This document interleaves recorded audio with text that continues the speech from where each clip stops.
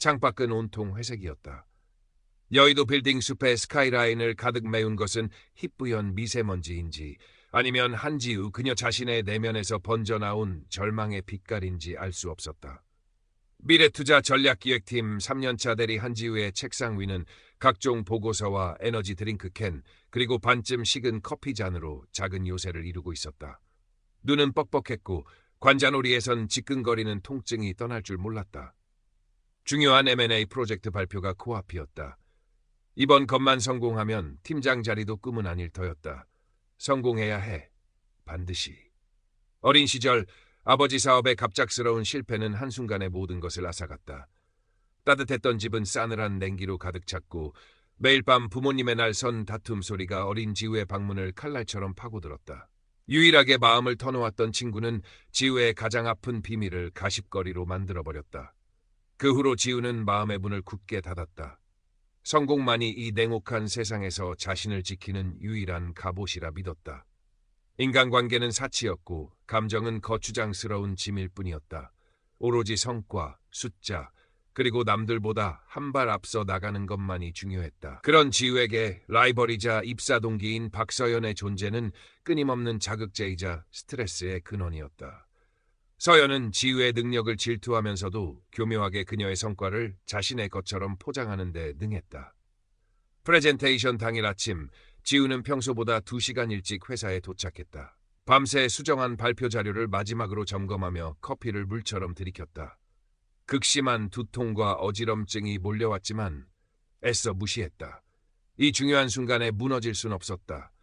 이것만 끝나면, 이것만 성공하면 마법의 주문처럼 그 말만 되뇌었다. 회의실의 무거운 공기, 투자자들의 날카로운 시선이 지우에게 쏟아졌다. 지우는 준비한 대로 유창하게 발표를 시작했다. 차트와 그래프가 스크린을 채우고 지우의 목소리가 회의실을 울렸다. 하지만 어느 순간부터인가 목소리가 떨려 나왔고 시야가 흐릿해지기 시작했다. 심장이 미친 듯이 방망이 질치다가 갑자기 쿵 하고 바닥으로 곤두박질 치는 느낌이었다. 가슴을 부여잡은 지우의 몸이 힘없이 앞으로 고꾸라졌다. 동료들의 놀란 비명소리가 멀어져 갔다. 의식이 아득한 어둠 속으로 빨려 들어갔다. 정신을 차렸을 때 지우는 끝없이 펼쳐진 어둡고 긴 터널 같은 곳을 빠르게 지나고 있었다. 공포보다는 기묘한 평온함이 느껴졌다. 어디로 가는 걸까? 죽는 건가? 이상하게도 두렵지 않았다. 터널의 끝에서 눈부시지만 따뜻하고 부드러운 빛이 새어나왔다. 그 빛은 마치 오래전부터 자신을 기다려온 어머니의 품처럼 포근했다. 빛에 가까워질수록 지우는 완전한 사랑과 평화, 그리고 말로 형용할 수 없는 깊은 안도감에 휩싸였다. 그때 눈앞으로 자신의 삶이 파노라마처럼 펼쳐지기 시작했다. 가장 먼저 떠오른 것은 어린 시절 부모님의 격렬한 다툼 속에서 방문을 걸어 잠그고 홀로 흐느끼던 작은 자신의 모습이었다. 그때 느꼈던 외로움과 공포가 생생하게 되살아났다. 성공의 눈이 멀어 힘든 사정을 털어놓는 대학 동기의 부탁을 나도 바빠 라는 한마디로 매몰차게 거절했던 순간도 보였다. 동기의 실망한 눈빛, 상처받은 마음이 고스란히 지우에게 전달되어 왔다. 경쟁에서 이기기 위해 은밀하게 동료의 아이디어를 가로채거나 험담을 퍼뜨렸던 부끄러운 기억들도 연이어 떠올랐다. 그때마다 자신이 느꼈던 이기적인 만족감 뒤에 숨겨진 상대방의 아픔과 분노가 파도처럼 밀려왔다. 지우는 숨 막히는 고통과 후회에 몸부림쳤다. 하지만 어두운 기억만 있었던 것은 아니었다. 아주 드물었지만 진심으로 타인에게 친절을 베풀었던 순간들도 있었다. 지하철에서 힘겹게 서 계신 할머니께 자리를 양보했을 때 할머니의 따뜻한 미소, 밤늦게까지 야근하는 후배에게 건넸던 따뜻한 커피 한 잔과 격려의 말, 그리고 그들이 보여주었던 진심 어린 고마움. 그 순간들에는 가슴 벅찬 기쁨과 감사가 샘솟았다. 심지어 자신이 기억하지 못하는 아주 사소한 선행들, 무심코 던진 칭찬 한마디가 누군가에게는 큰 위로가 되었던 장면들도 펼쳐졌다. 생의 회고가 끝나자 지우는 모든 존재가 보이지 않는 끈으로 연결되어 있으며 우주의 본질은 거대한 사랑이라는 것을 온몸으로 깨달았다.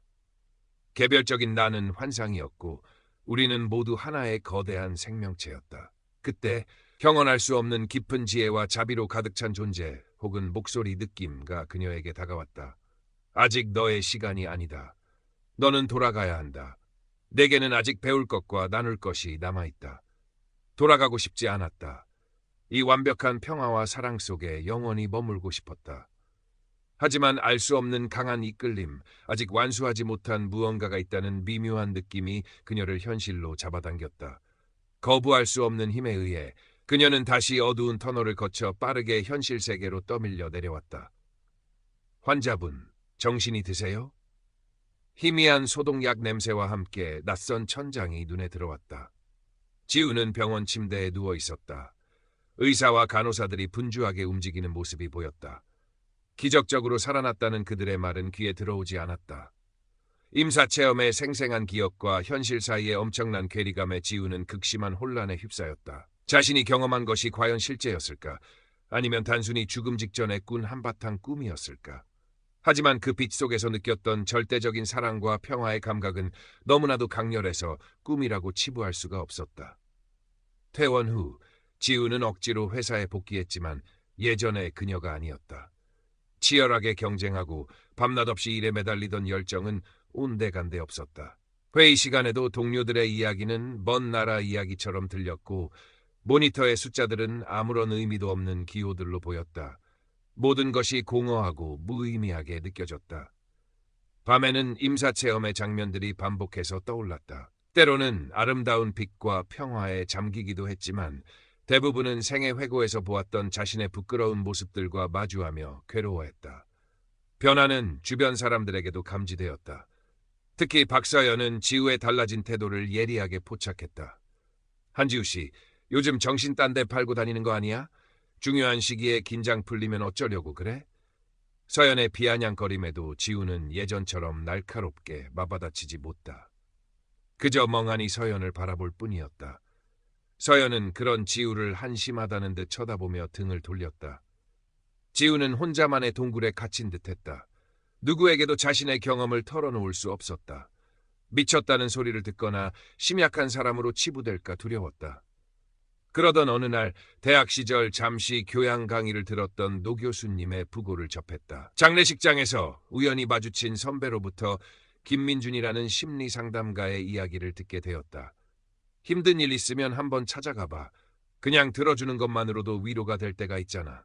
선배의 무심한 듯한 한마디가 이상하게 지우의 마음을 움직였다. 며칠을 망설인 끝에 지우는 김민준 상담가를 찾아갔다. 그의 상담실은 여의도의 빌딩 숲과는 전혀 다른 따뜻하고 아늑한 분위기였다. 창가에는 작은 화분들이 햇살을 받고 있었고 은은한 허브차 향기가 공간을 채우고 있었다. 김민주는 온화한 미소로 지우를 맞았다. 지우는 처음에는 주저했지만 자신도 모르게 임사체험에서 겪었던 일들을 하나둘씩 털어놓기 시작했다. 빛의 경험, 생의 회고, 그리고 형언할 수 없는 사랑의 감각까지 눈물이 뺨을 타고 흘러내렸다. 김민주는 어떤 판단이나 평가도 없이 그저 지우의 이야기를 깊은 눈으로 경청했다. 지우 씨, 정말 특별하고 힘든 경험을 하셨군요. 그의 목소리는 낮고 부드러웠다. 그것이 꿈이든 현실이든 지우 씨에게 깊은 영향을 준 것은 분명해 보입니다. 중요한 것은 그 경험이 지금 지우 씨에게 무엇을 말하고 있는가 하는 것이겠지요. 김민주는 지우의 경험을 영혼의 부름 혹은 깊은 자각의 기회로 해석해 주었다. 그는 판단하거나 분석하기보다는 지우 스스로 자신의 경험에 의미를 부여하고 삶에 통합할 수 있도록 다양한 질문을 던지고 성찰의 시간을 갖도록 도왔다. 그는 지우에게 명상이나 자연 속에서의 휴식을 권하기도 했다. 상담을 받고 돌아오는 길, 지우는 오랜만에 가슴 한구석이 따뜻해지는 것을 느꼈다. 누군가 자신의 이야기를 진지하게 들어주고 이해하려 한다는 사실만으로도 큰 위로가 되었다. 그날부터 지우는 조금씩 변하기 시작했다. 주말이면 북한산 둘레길을 걷거나 서울 근교의 오래된 사찰을 찾아 조용히 명상에 잠겼다. 회사에서는 예전처럼 일에만 매몰되기보다는 주변 동료들에게 먼저 인사를 건네거나 작은 도움을 주려 했었다. 점심시간이면 혼자 도시락을 먹는 대신 후배들과 함께 구내식당에 가서 이런저런 이야기를 나누기도 했다. 물론 변화는 쉽지 않았다. 내면에서는 여전히 냉소적인 목소리가 끊임없이 속삭였다. 이렇게 한다고 뭐가 달라져? 결국 세상은 똑같아. 박서연은 지우의 변화를 위선이라고 생각하는 듯 노골적으로 비꼬거나 업무적으로 더욱 압박해왔다. 한지우 씨, 봉사활동이라도 다니시나 봐. 회사 일은 뒷전이고. 지우는 그런 말을 들을 때마다 가슴이 철렁 내려앉았지만 예전처럼 분노하거나 자신을 방어하는 대신 잠시 호흡을 가다듬고 침착하게 대응하려 노력했다. 김민주는 그런 지우에게 과거의 습관은 강력한 자석과 같아요. 하지만 지우 씨 안에는 그보다 더 큰 변화의 씨앗이 뿌려졌다는 것을 잊지 마세요. 라고 격려했다. 그러던 어느 날 지우의 팀에 회사 명운이 걸린 중요한 신규 핀테크 사업 프로젝트가 떨어졌다. 공교롭게도 팀장 자리가 공석이 되면서 이번 프로젝트의 성과에 따라 지우와 박서연 중 한 명이 팀장으로 승진할 가능성이 높아졌다. 팀 내에는 팽팽한 긴장감이 감돌았다. 박서연은 기회를 놓치지 않으려는 듯 과거 지우가 그랬던 것처럼 팀원들을 닥달하고 무리한 일정을 밀어붙이기 시작했다. 이번 프로젝트 우리 팀에 사활이 걸렸어. 밤샘도 각오해야 할 거야. 그녀의 눈빛은 야심으로 번뜩였다. 팀원들은 불만을 속으로 삼키며 서연의 지시에 따랐다. 지우는 깊은 고민에 빠졌다. 예전 같았으면 서연보다 더 악착같이 매달려 어떻게든 성과를 내려 했을 것이다. 하지만 지금의 지우는 달랐다. 임사 체험에서 얻은 깨달음, 모든 것은 연결되어 있고 과정 속에서의 진실됨이 중요하다는 것, 이 그녀의 마음을 붙들었다. 지우는 팀원들을 모아놓고 솔직하게 자신의 생각을 이야기했다. 이번 프로젝트 물론 중요합니다. 하지만 저는 우리가 서로를 소모시키는 방식이 아니라 각자의 강점을 살리고 서로 도우면서 즐겁게 일할 수 있었으면 좋겠습니다. 팀원들은 의아한 눈빛으로 지우를 바라보았다. 특히 서연은 코웃음을 쳤다. 한지우 씨, 아직도 꿈속을 헤매는 모양인데 여기는 전쟁터야. 즐겁게 일한다고 누가 알아주나? 지우는 서연의 말에 흔들리지 않았다. 전쟁터일수록 동료가 필요하다고 생각해요. 그리고 저는 우리가 함께라면 더 창의적이고 좋은 결과를 낼 수 있다고 믿습니다. 프로젝트는 시작부터 삐걱거렸다. 서연은 사사건건 지우의 방식에 제동을 걸었고 팀원들은 누구의 장단에 맞춰야 할지 몰라 혼란스러워했다. 지우는 매일 밤 김민준과의 상담 내용을 떠올리며 마음을 다잡았다. 중요한 것은 결과가 아니라 과정이다. 진심은 통한다. 그러던 중 프로젝트 마감일을 일주일 앞두고 결정적인 위기가 닥쳤다. 핵심 기술을 제공하기로 했던 외부 협력업체가 갑작스럽게 계약 파기를 통보해온 것이었다. 이유는 경쟁사의 더 좋은 조건 때문이었다. 팀은 순식간에 패닉에 빠졌다. 박서연은 이때다 싶어 모든 책임을 지우에게 돌리려 했다. 한지우 씨의 안일한 대처가 이런 결과를 불러온 거야. 처음부터 내가 주도했어야 했는데. 회의실의 공기는 얼음장처럼 차가웠다. 팀원들은 망연자실한 표정으로 서로 눈치만 살폈다. 절망적인 상황이었다. 과거의 지우라면 아마 모든 것을 포기하고 깊은 자책감에 빠졌거나 혹은 서연과 격렬하게 싸웠을 것이다. 하지만 지금의 지우는 달랐다. 그녀는 조용히 눈을 감고 심호흡을 했다. 임사체험에서 느꼈던 거대한 평화와 연결성의 감각이 희미하게 되살아나는 듯했다. 지우는 천천히 눈을 떴다. 그리고 팀원들을 향해 입을 열었다. 지금 우리 모두 힘들고 당황스러운 상황이라는 거 잘 압니다. 저 역시 마찬가지입니다. 그녀의 목소리는 떨렸지만 이상하게도 차분함이 느껴졌다. 하지만 여기서 포기할 수는 없습니다. 저는 여러분을 믿습니다. 지우는 자신의 약점까지 솔직하게 드러내며 도움을 요청했다. 제가 모든 것을 다 알지도 모든 것을 다 잘하지도 못합니다. 하지만 우리가 함께 머리를 맞대면 분명히 다른 길이 보일 거라고 생각합니다. 그녀는 경쟁이 아닌 협력의 방식으로 위기를 돌파하려 했다. 밤샘 작업이 이어졌다. 지우는 커피를 나르고 팀원들의 이야기를 들어주며 그들을 격려했다. 놀랍게도 가장 먼저 지우의 진심에 반응한 것은 평소 지우를 못마땅하게 여겼던 몇몇 팀원들이었다.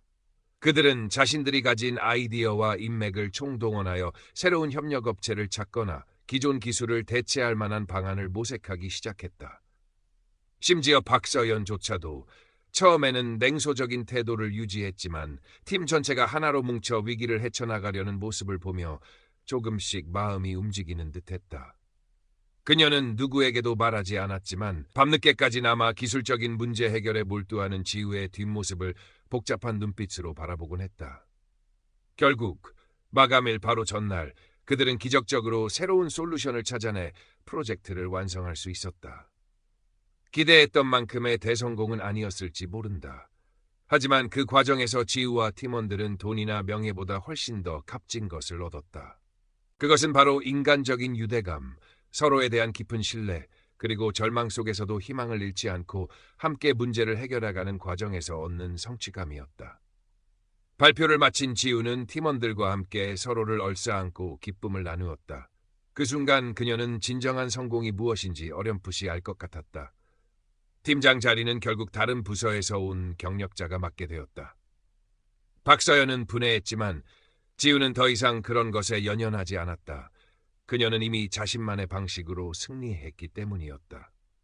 몇 달 후 지우는 여전히 미래투자에 다니고 있었다. 하지만 그녀는 이전의 한지우가 아니었다. 얼굴에는 늘 부드러운 미소가 감돌았고 동료들과 진심으로 소통하며 긍정적인 에너지를 나누었다. 주말이면 서울 근교의 작은 사찰을 찾아 명상을 하거나 김민준이 운영하는 작은 봉사 모임에 나가 소외된 이웃들을 돕기도 했다. 그녀는 자신의 삶이 거창한 사명을 이루는 것이 아니라 매 순간 사랑과 빛으로 충만하게 살아가는 것 자체에 의미가 있음을 깨달았다. 어느 맑은 가을날 오후, 지우는 사무실 창가에 놓인 작은 다육이 화분에 물을 주고 있었다. 가을 햇살이 여의도 빌딩 숲 사이로 따스하게 쏟아져 내렸다. 창밖으로 보이는 한강은 유유히 흘렀고 그 너머 하늘은 더없이 푸르렀다. 더 이상 높은 빌딩의 꼭대기와 숫자로만 평가되는 성공만을 바라보지 않았다. 그녀는 지금 이 순간 자신의 자리에서 숨쉬고 살아있다는 것 자체에 깊은 감사를 느꼈다. 그녀의 영혼은 이제 막 새로운 여정을 시작한 참이었다. 지우는 잔잔한 미소를 머금고 창밖의 눈부신 가을 하늘을 향해 가만히 손을 뻗었다. 그 손길 위로 따스한 햇살 한 줌이 가만히 내려앉았다.